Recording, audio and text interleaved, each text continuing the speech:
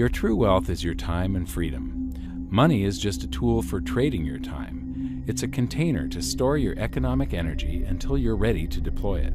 But the whole world has been turned away from real money and has been fooled into using currency. A deceitful impostor that is silently stealing your two most valuable assets, your time and your freedom. Welcome to the rabbit hole. We are entering a period of financial crisis that is the greatest the world has ever known. The wealth transfer that will take place during this decade is the greatest wealth transfer in history. Wealth is never destroyed, it is merely transferred, and that means that on the opposite side of every crisis there is an opportunity.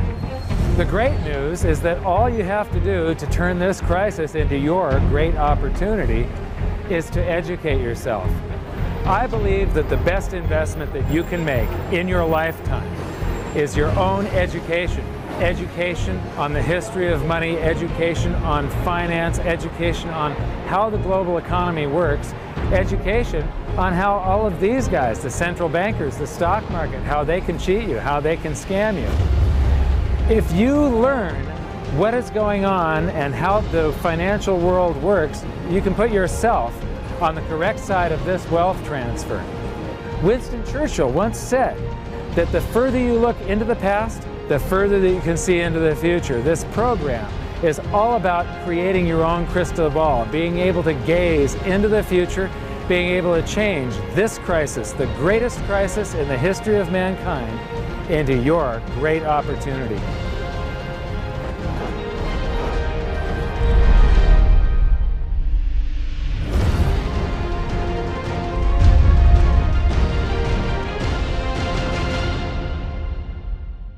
The hidden secrets of money, some of them are hidden in plain sight. They're like right in front of you. The way the monetary system works is something that isn't actually hidden away from all of us. It's out in the open, but it's complex and people just they can't see how it works. It's hard for them to imagine that we're living in such a hoax. Others are meant to be secret, but the truth is slowly coming out, like the Federal Reserve being a private corporation and not really part of the U.S. government. But when I started studying this, what I found was that there was no place that I could point people to where they could get it all in one spot. And so I basically decided to write my book about it and consolidate monetary history, economics, the markets, fundamentals of gold and silver. There's a lot of smoke and mirrors in economics, and I've sort of made it my job to lift the fog for people.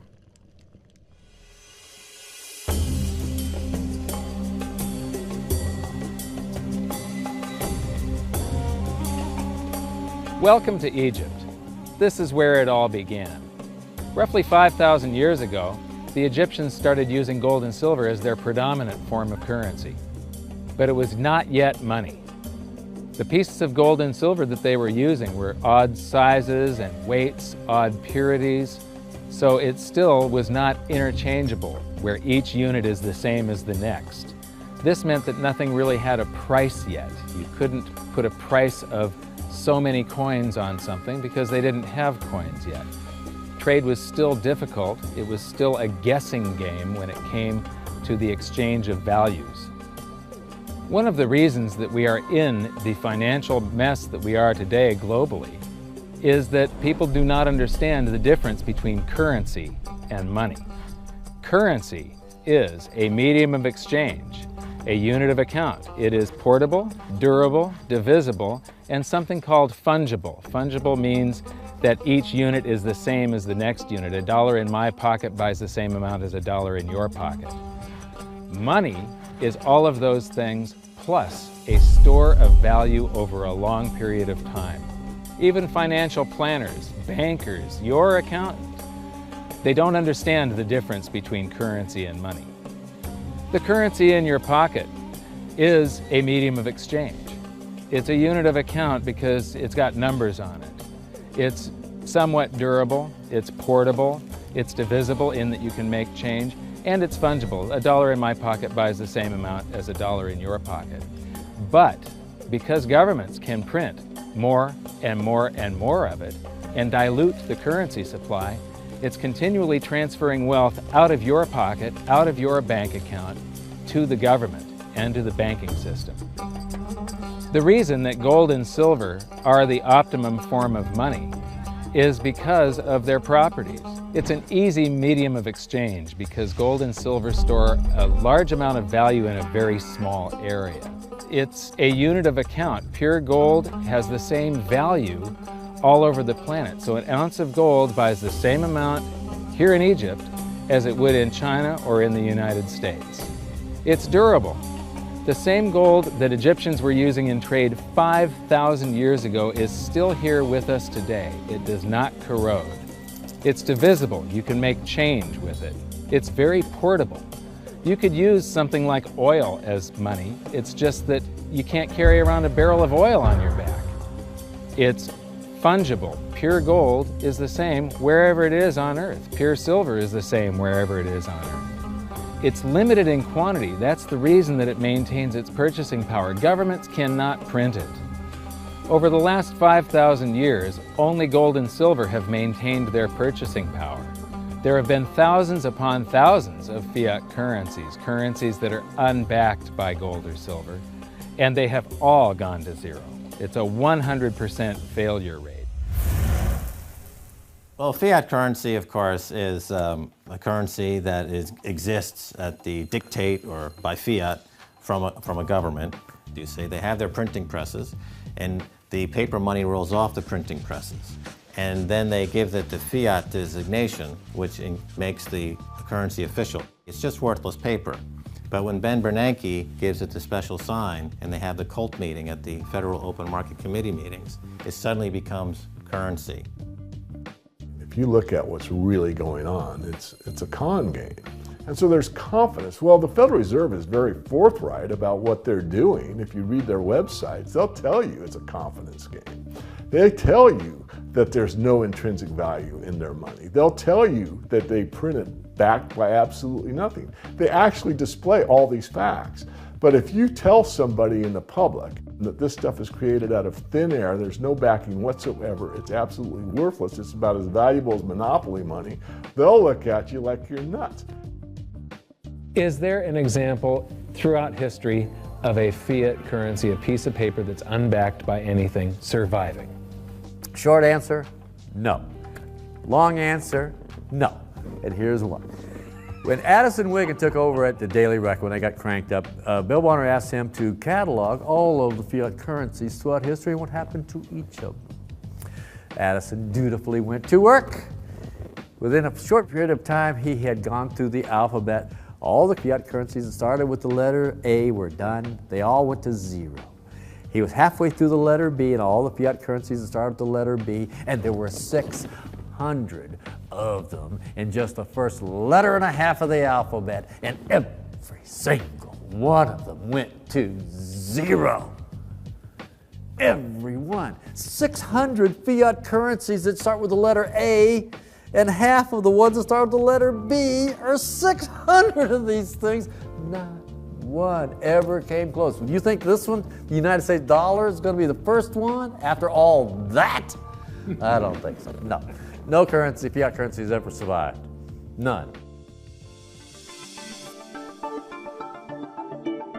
The thing about money is there actually is a fairly well accepted definition of what money is. The question is, as you apply that definition to particular things that people claim to be money, do they fit the definition? We'll just take the paper dollar, for example. How well does it perform those functions? Well, store of value. The dollar has lost 95% of its purchasing power since the creation of the Federal Reserve in 1913. So not very good as a store of value. One of the things I do is just a way to get the audience's attention is I have a slide, and there are 3 pictures on the slide. One is a pile of monopoly money. The other one is a pile of Federal Reserve notes, what Americans would call paper money. The other one is a solid gold American Eagle 1-ounce coin. And the title of the slide is, which of these is not like the other? And if you know the show Sesame Street, or you have children who watch it, it's one of the favorite vignettes in Sesame Street. And what it really is a kind of IQ test for 5-year-olds. They're supposed to look at the 3 things and look at characteristics and find the one that's not like the other. Well, I've shown this slide to groups of Ivy League University professors, and I've also shown it to, children, kind of 5 years old, my nieces and nephews and so forth.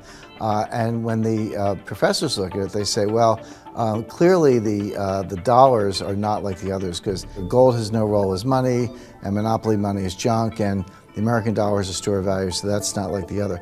But the children look at it and they say, well, the gold coin is not like the other because the other two are just piles of paper and the gold coin is clearly something different. So my question to the audience is, who's smarter, a 5-year-old or an Ivy League professor?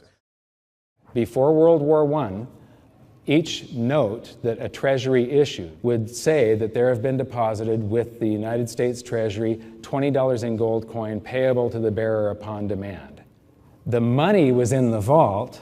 The currency was a note they gave you that was a claim check, only a claim check on the money, the same as if you go to the dry cleaners and you give them your shirt and they give you a claim check for your shirt. The value is that shirt at the dry cleaners, not the piece of paper that says that you own that shirt. So our currency that circulated was the paper US dollars, and they were claim checks on money. The next hidden secret is the difference between currency and money. Money must be a store of value and maintain its purchasing power over long periods of time. As we progress through this series, you'll learn that national currencies are really a tool used by the government and the financial sector to leech away your time and your freedom by stealing your purchasing power. So rather than storing your economic energy, currencies leak. Now compare that to the gold and silver the Egyptians were using. Like I started with, it still wasn't money because it wasn't interchangeable yet. But they were on the right track, as gold and silver have proven over thousands of years to be the ultimate store of value. Gold is only formed when a star explodes, a supernova, and it stays around forever. This is one of the properties that make it the ultimate money.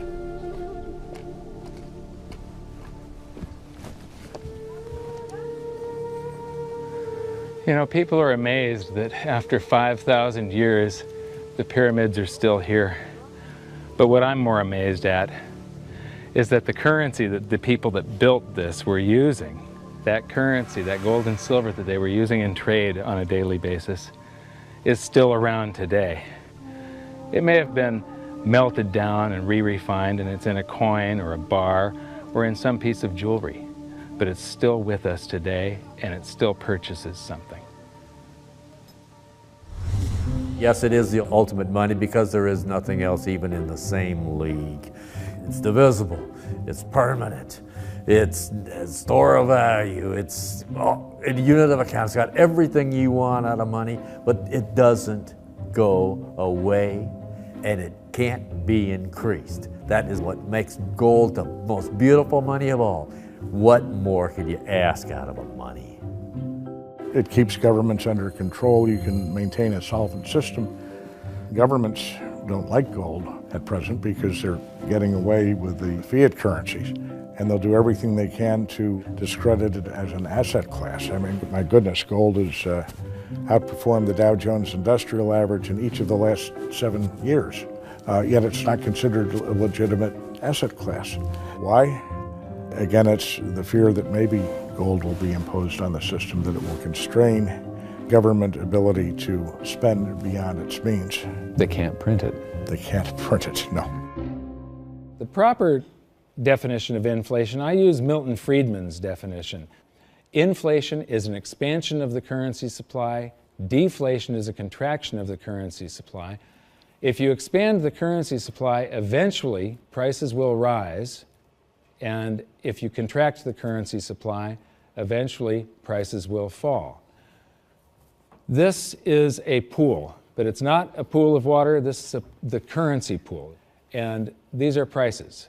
And if you expand the currency supply, prices like a sponge in water have to rise to suck up the excess currency. Governments never stop printing more currency and adding currency to circulation. Therefore, prices keep on going up, not because the stuff that you're trying to buy is changing. The real estate doesn't change. What has changed is the currency purchases less and less. It's the currency going down, not prices going up. The truth is, what we have that makes our world work right now is a big story. None of it's real. It's all just promises. And if you think about it, that's how currency began to work in the beginning. You know, before we had currency, we had barter. I'll give you 3 coconuts and you give me 4 fish, because that's kind of a fair exchange on coconuts to fish. But that got complicated, so we had to invent this thing called money to be a divisible, portable medium of exchange. And the challenge is that we lost that a long time ago when we lost having things of value be our currency. And now we have this thing called numbers and accounts. But trust me, it is not real. It's a big made-up story. One of the biggest make-believe stories ever is called quantitative easing, which sounds complex, but it's really just a smoke and mirrors term for currency creation. QE started with the banking bailouts back in 2009. This currency was created out of thin air and then given to the banks, who paid themselves record bonuses in reward for crashing the world economy. This is a global phenomenon, but all you have to remember for now is that whether it's QE bailouts or stimulus programs, these are all just voodoo, hocus-pocus terms for increased currency creation. I believe gold and silver will reassert themselves as money. And when they do, there just isn't enough. And their purchasing power is going to go up many, many, many times. Egypt is an amazing place. There's a franticness about it, and utter chaos, especially like the traffic. But when it comes to like all of the merchants that are trying to get every last dime out of you, you get fleeced to the point where you come back with an empty wallet. But you know what? They're amateurs compared to Wall Street. In the past several years, I've spoken in many countries about the crisis that's coming, and a lot of people think that they're going to be okay in their country, that it's only going to happen to the United States or maybe the United States in Europe. But what they don't realize is that this is a global phenomenon. I got to show you something here. This is base currency in the United States. This is the number of paper dollars that exist, basically. It took 200 years to go from no dollars in existence to 825 billion. And then we had the bailouts, and then we had QE1, quantitative easing 1, then QE2, and then we had QE3, and then QE4, and then soon we're going to have QE57 and QE382. And it isn't just here. This is what the Canadian currency supply looks like. This is Australia, South Africa, Russia. Now, this starts out in just the year 2001, and this is like 18 times more currency in existence in a little over a decade. Here's Singapore, same story. Look at that, since the crisis, just bam. India, China, every government on the planet is doing this insane deficit spending and expanding their currency supplies, doing bailouts, and history shows that there is no example of this turning out well. It is sometimes amazing that we haven't experienced more inflation than we have. If they keep expanding the money supply so vastly, why aren't our prices growing faster than they really are? And the answer is that a good chunk of the money that the Fed created has been shipped overseas. I remember early in my research, I heard this expression that the Americans have exported their inflation. I thought, what is that? How can you export your inflation? Put it in a box and send it out? What do you do? Well, now I understand. You export your inflation by simply sending all these dollars that you created to these other countries, and then they send you their refrigerators and their cars and whatever, their TV sets. So you get hardware, and they get little pieces of paper. It's a great deal for the American people for a while. For a while. Sooner or later, all of those pigeons come home to roost. When the time comes, as it looks like it's now coming, when the rest of the world is saying, we don't want to play this game anymore, Uncle Sam's dollars are just becoming worthless, there are too many of them, we've got to find something else other than American dollars, then those dollars start to come back to America. People say, we don't want them anymore, what do we do with them? Once this revs up and we've got this little trickle of money coming back that we previously exported, once it becomes a flood and it starts to rush back, now we are getting our former exported inflation brought back to us, and then we'll see the quantity of money inside the United States grow much more rapidly even than the Federal Reserve can create it, because we're getting a previous money back. And that's when we will really see the tanking of the US dollar in terms of what it will buy. During the second round of quantitative easing, global food prices went up 60%.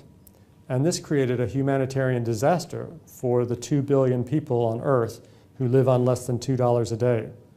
These people were hungry to start with, they became hungrier, and some of them started overthrowing their governments in North Africa and around the Middle East. So quantitative easing was the spark that ignited the Arab Spring. So that's it. When you create money, you get some sort of inflation. It just depends on where the inflation goes. It's all going down, down, down. Peasants are reeling from a game of coins and crowns. Given the premise that you have a permanent underclass or poor class, and how does inflation affect them disproportionately, it affects them basically in the percentage of their income that goes to food. And we see this as a ratio, and we know that there are some danger points. For example, in Egypt recently, once that ratio got to 40% of income going to food and the price of food rising due to inflation, when it got to 40%, that's historically a point where people actually stage a revolution. That's exactly what we saw. The French Revolution, similarly, was all around the price of food getting to a certain critical point where people simply, the risk-reward for revolution was favorable toward revolution. When they print it up, then it all goes down. Well, exactly right, because when you have a runaway inflation, it's punishing the very people who are most productive in society. In other words, the people that produce more than they consume and save the difference. The problem is that those productive people, the savers, save in their national currency. And unfortunately, the national currency is just a fiat piece of paper at this point. So when it's destroyed through runaway inflation, that $100,000 that you were hoping to retire on doesn't exist. And the things that you were going to buy with it and provide for others don't exist either. Now what are you going to do? So that all seems pretty scary.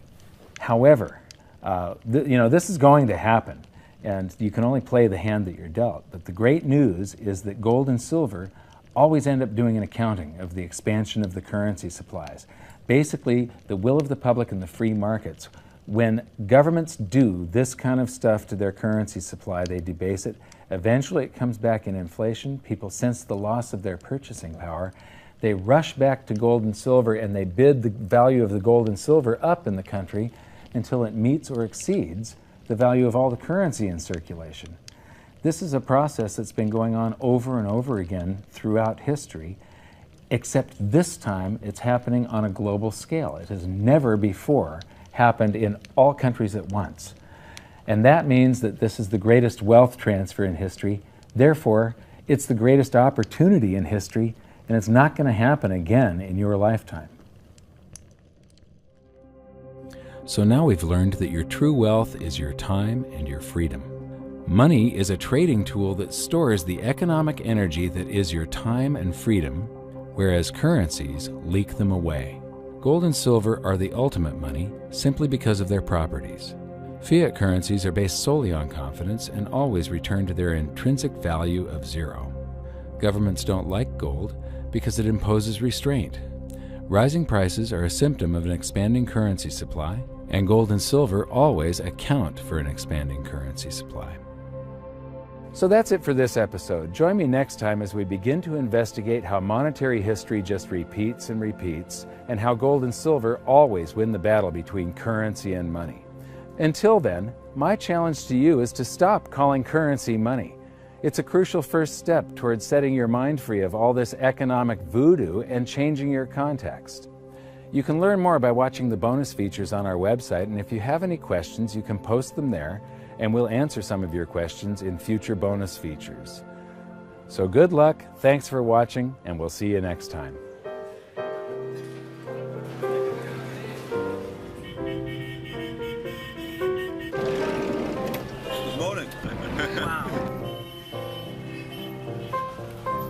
what does fiat mean? It comes from the Latin for crappy car.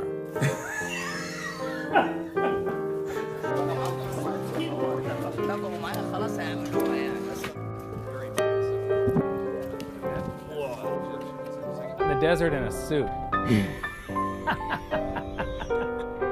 My camel died.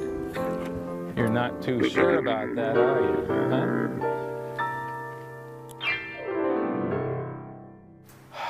I am ready for a good long nap. Hi, welcome to this bonus feature for the very first episode of Hidden Secrets of Money. And this is currency versus money. So that's the major topic that